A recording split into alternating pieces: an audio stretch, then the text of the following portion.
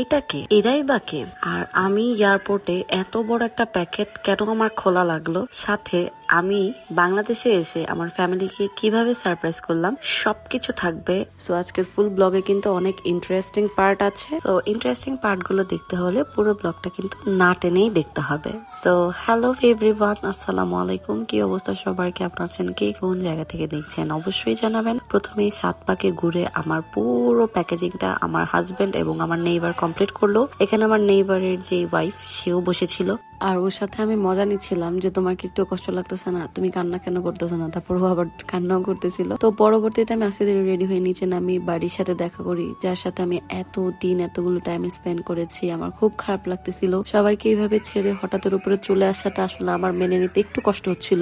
আসলে হঠাৎের উপরে চলে আসার বিষয়টা এরকম না, আমার অনেক দিনের প্ল্যান ছিল যে আমি এই ডেটের মধ্যে আসলে বাংলাদেশে যাবো। তবে আমার ফ্যামিলির জন্য ছিল এটা হঠাৎের উপরে চলে আসা, কারণ আমার ফ্যামিলি মেম্বার কেউ জানতো না যে আমি আজকেই বাংলাদেশে যাচ্ছি। সবাইকে আমি সারপ্রাইজ করেছি গিয়ে। আমার ফ্যামিলি মেম্বার কেউই জানতো না আমি ঈদের আগে যাবো। আমি সবাইকে বলেছিলাম আমি ঈদের পর যাব। আর এই মুহূর্তটা ছিল আমার জন্য সব থেকে কঠিন, যেখানে আমার হাসিকে ছেড়ে চলে আসতে হয়েছে। সবাই জানেন 3টা মাস আমি ওর সাথে ছিলাম। আমাদের বিয়ে হওয়ার পরে এই 3 মাসে আমাদের টাইম ছিল নিজেদের সাথে নিজেদের টাইম স্পেন্ড করা। এরপরে ওকে ছেড়ে চলে আসাটা ছিল আমার জন্য জীবনের সব থেকে কঠিন মুহূর্ত। আমার এখনো পর্যন্ত ভিডিওটা দেখার পরে আমি নিজেকে কন্ট্রোল করতে পারতেছি না, বাট কিছুই করার নাই। এটাই জীবন, এটাই আমাদের মেনে নিতে হবে। এই কষ্ট, এই সুখ সবকিছু মিলিয়ে আমাদের জীবন। এতদিন ওর সাথে ছিলাম, এটা ছিল আমার সুখের সময়, এখন আবার দুঃখ, আবার হয়তো বা কিছুদিন পর গেলে আবার সুখ। সো আসলে কি, জীবন হয়তো বা আপনাকে কখন কোন জায়গায় নিয়ে দাঁড় করবে সেটা কেউ বলতে পারে না, বা আপনি নিজেও বলতে পারবেন না। তো পরবর্তীতে আমি এত কান্না করেছি যেটা বলার বাহিরে। আমি এতটাই কান্না করছিলাম যে ড্রাইভার পর্যন্ত পরে লাস্টে আমার সাথে বসে বসে গল্প করেছে। Just now, is it? No. Yes, he worked there. I'm coming in 3 months stay in Malaysia.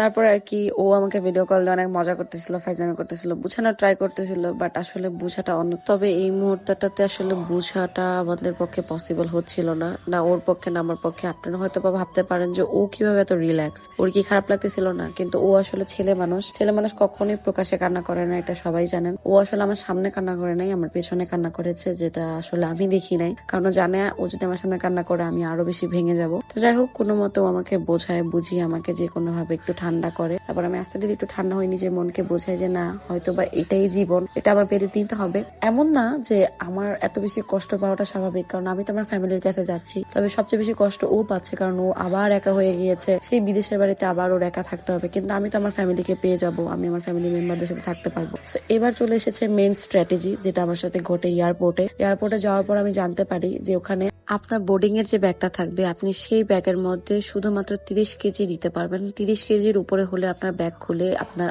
যে মালামাল আছে সেগুলো আলাদা করতে হবে। সো এটা একটু বি কেয়ারফুল থাকবেন, এটা আমরা আগে জানতাম না। আমার যে কম্বলের র্যাপটা দেখতেছেন, সেটা হচ্ছে কি আমার এই একটা কম্বলের র্যাপের মধ্যে 40 কেজি হয়ে গিয়েছিল, যার কারণে আবার আলাদা করতে হয়েছে। এটা আমি আগে জানতাম না। আরেকটা বিষয় আমি বলে রাখি, এয়ারপোর্টের যে র্যাপার যে এরকম টাইপের দোকানগুলো দেখবেন, আপনারা মাস্ট বি ওই দোকানগুলোতেই র্যাপ করবেন। ওখানে হাজার বাঙালি থাকবে আপনাকে বলার জন্য যে আমরা র্যাপ করে দিই, আমরা কপ করে রাখবো, এই করবো সে করবো। ওদেরকে দিয়ে র্যাপ করাবেন না, কারণ ওরা যখন আপনাকে র্যাপ করে দিবে, এমনও হতে পারে আপনার ওই মালামাল বা যদি কোনো ইলেকট্রনিক জিনিস বা কাঁচের জিনিস থাকে ওগুলো কিন্তু ভেঙে যাবে, কারণ ওরা আপনাকে হাতে র্যাপ করে দিবে। তবে এইসব ধরনের দোকানে কিন্তু আপনাকে বাবল র্যাপ করে দিবে, যার কারণে সমস্যা হবে। My name is Ubay. তারপরে কি ওইখানে দোকানের সবাই আমার সাথে অনেকটা ফ্রেন্ডলি ছিল, ওনারা আমাকে অনেক কোঅপারেট করেছে। না হলে আমার একার পক্ষে এতটা পরিবার কষ্ট করে এগুলো খোলাটা পসিবল হবে না বা হচ্ছিল না। তো পরে আপুটার সাথে আমার দেখা হয়ে যায় যখন আমি বোর্ডিং ক্রস করি। আরেকটা বিষয় বলতে চাই, এইভাবে যদি আপনাদের র্যাপিংটা আবার খুলে আলাদা করতে হয়, তাহলে তো বুঝতেছেন যে কি পরিমাণ হ্যাসেল আপনাদের ফেস করতে হবে। তো যাই হোক, কোনো মতে বোর্ডিং ক্রস করার পরে আমি চলে যাই আমার ইমিগ্রেশন ক্রস করার জন্য। ইমিগ্রেশন ক্রস করার পরে আমাদের ট্রেনে উঠতে হবে, কারণ আমি ছিলাম টার্মিনাল 1-এ। আর মালয়েশিয়াতে কিন্তু টার্মিনাল 1 থেকে টার্মিনাল 2-তে যেতে আপনাকে অবশ্যই ট্রেন ইউজ করতে হবে। তো আমরা চলে যাই গেট নাম্বার সি-তে গিয়ে আমরা আমাদের ট্রেনটা ক্রস করার জন্য উঠি। Say hi to Bangladesh.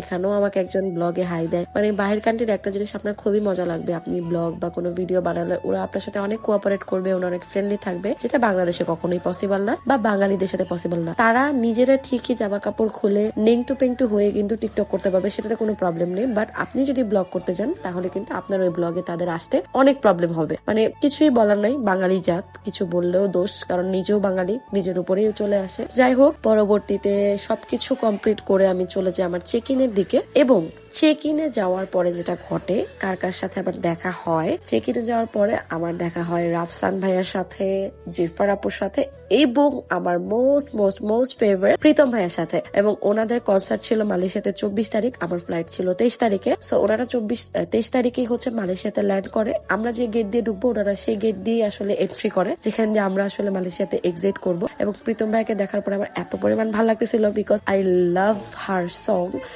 Hi, hi. Thank you. তারপর আমি বসে যে খাওয়ার জন্য এত পরিমাণ ক্ষুধা লাগতেছিল যেটা বলার মতো না, যে আমি ক্ষুধায় চোখে মুখে পুরো অন্ধকার দেখতেছিলাম। এত পরিমাণ হ্যাসেল ফেস করেছি, মাথার উপর দিয়ে এত প্রেসার গিয়েছে, সবকিছু মিলিয়ে ঝিলে আমার মাথা পুরো নষ্ট হয়েছিল। তো আমি বাসা থেকে নুডলস রান্না করে নিয়ে এসেছিলাম, ওগুলোই খাচ্ছিলাম। তো খেয়ে দিয়ে তারপর আমি চেকিং এর দিকে চলে যাই। এখানে একদম আপনাকে পুরো উলঙ্গ করে তারা চেক করবে, সেটা সবাই জানেন।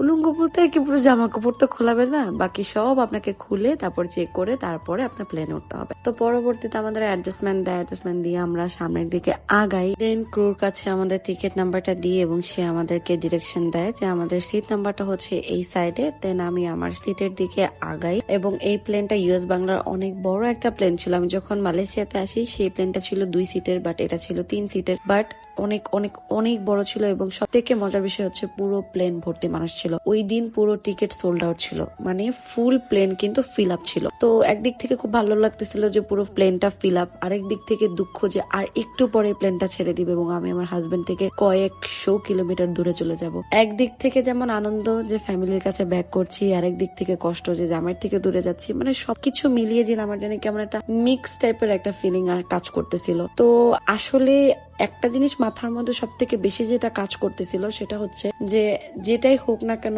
যাই হোক না কেন, আমাদের লাইফে যখন যে সিচুয়েশনটা থাকবে আমাদের তখন ওই সিচুয়েশনটাই মেনে নিতে হবে। আমরা জীবনকে নিয়ে যতই প্ল্যান করি না কেন, আমাদের ভাগ্যে আমাদের আল্লাহ তাআলা যা লিখে রেখেছে আমাদের কিন্তু সেটাই মেনে নিয়ে আমাদের জীবনে আগাতে হবে বা সামনের দিকে এগিয়ে যেতে হবে। তো এই জন্য বলি যে প্লিজ কেউ নিজেদেরকে নিয়ে খুব ওভার থিঙ্ক করবেন না। লাইফ নিয়ে কখনো ওভার থিঙ্কিং করা আসলেই ভালো না, কারণ আমাদের লাইফে কখন কি ঘটবে কখন কি না ঘটবে সবকিছু আমাদের আগে থেকে কিন্তু আল্লাহ তাআলা লিখে রেখেছে। তো যাই হোক, আল্লাহর রহমতে প্লেন একদম উপর দিকে উঠে যায়। প্লেন উপর দিকে ওঠার পরে আমার হাজবেন্ড আমাকে ইচ্ছা করে হচ্ছে এই টাইমের একটা প্লেনের টিকিট কাটে, যে টাইমটা একদম মানে যেটাকে বলে যে সকাল দিক বা দুপুর দিক। কারণ ওই টাইমটাতে প্লেনে উঠলে একটাই মজার বিষয় হচ্ছে যে আপনি বোরিং হবেন না। মানে রাতের বেলা যেরকম কোনো ভিউ দেখা যায় না, সবই অন্ধকার, কোনো কিছুর আপনি ফিল নিতে পারবেন না। বাট সকালের টিকিট কাটলে কিন্তু আপনি একটা প্লেনের ভালো একটা ভিউ দেখতে পারবেন, আপনার সময়টা কেটে যাবে বা আপনার সময়টা পাস করতে পারবেন। যেমন প্লেন জার্নি কিন্তু খুবই বোরিং একটা জার্নি। যারা প্লেনে ওঠার জন্য অনেক বেশি ড্রিম, তাদেরকে একটাই কথা বলতে চাই যে আপনাদের মতো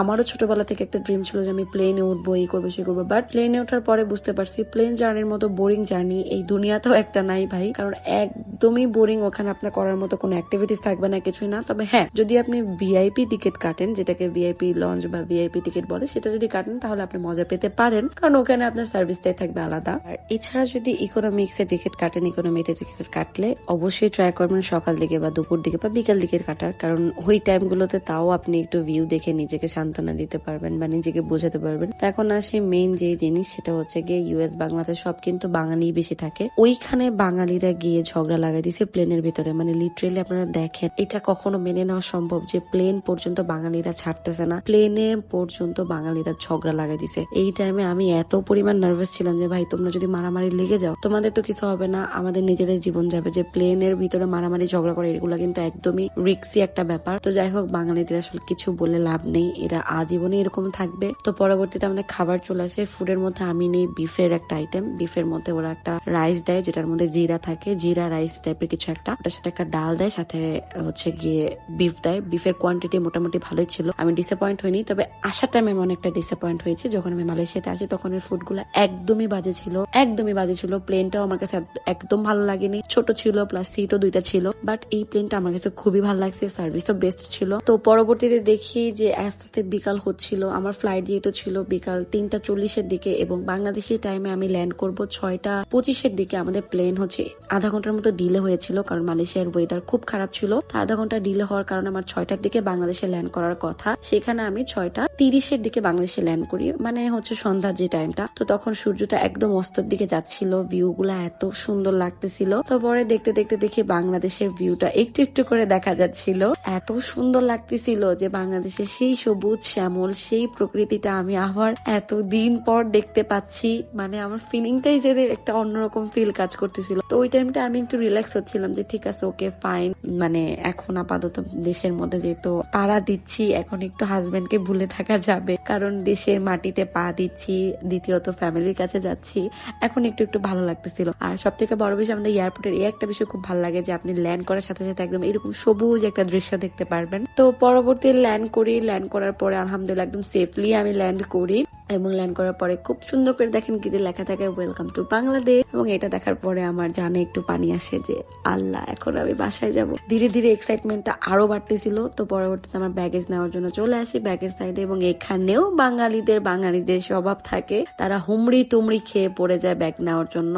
তো আমি বুঝলাম না যে এইভাবে ব্যাগ নেওয়ার কারণটা কি, এভাবে ব্যাগ নিলে কি ওনারা ব্যাগটা খুব ভালোভাবে নিতে পারবে, বা ব্যাগটা কি তারা তাড়াতাড়ি পেয়ে যাবে কিনা আমি জানি না। তো কোনো মতে 1.5 ঘন্টা 2 ঘন্টা ধরে আমি দাঁড়ায় থাকার পরে আমার ব্যাগ পাই, টু বি অনেস্ট। সো আমি আপনাদেরকে আরো একটা ইনফরমেশন দিতে চাই, আপনারা বাংলাদেশে যখন ল্যান্ড করবেন, আপনারা গাড়ি আপনাদেরকে যারা পিক আপ করতে আসবে বা পিক করতে আসবে তাদেরকে মিনিমাম 1 থেকে 1.5 ঘন্টা পরে আসতে বলবেন, কারণ আপনার ব্যাগ নিতে অনেক বেশি লেট হবে বাংলাদেশে। এটা আমি প্রতিবার ফেস করি বাংলাদেশে ব্যাগ নিতে গিয়ে, তো এইবারও সেম ফেস করেছি, আমার 2 ঘন্টার মতো দাঁড়িয়ে থাকতে হয়েছে। তো পরবর্তীতে দেখেন আমার এলাকায় আমি পা দেই, এবং আমার ধীরে ধীরে এক্সাইটমেন্টের লেভেলটা এত পরিমাণ বাড়তে থাকে, মানে বোঝাতে পারবো না, কারণ বাসার কেউ জানে না যে আমি আসতেছি। তো এখন আমি আমার যে ওন ভিডিওটা, সে ওন ভিডিওটা পুরোটা দিয়ে আমি আমার ব্লগটা শেষ করবো। ব্লগটা ভালো লাগলে অবশ্যই লাইক কমেন্ট শেয়ার দিয়ে পাশে থাকবেন, মাস্ট বি ব্লগটা শেয়ার করবেন। সো চলেন তাহলে ওন ভয়েস আপনাদেরকে আমার ফ্যামিলির রিয়াকশনটা দিয়ে ব্লগটা শেষ করি।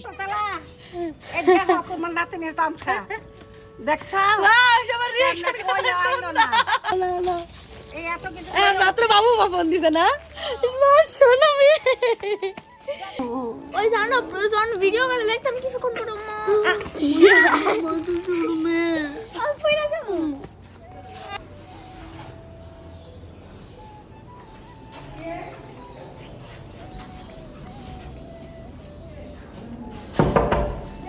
হ্যাঁ হ্যালো জাফর,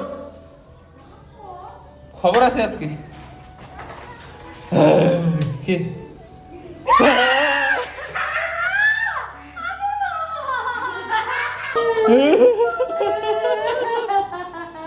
আমি পাসপোর্ট অফিসে আমি আমার মনে বলছি আসবে আসবো, আমি বলছি আমার মাই আসবো, আমি রুজিরে কইছি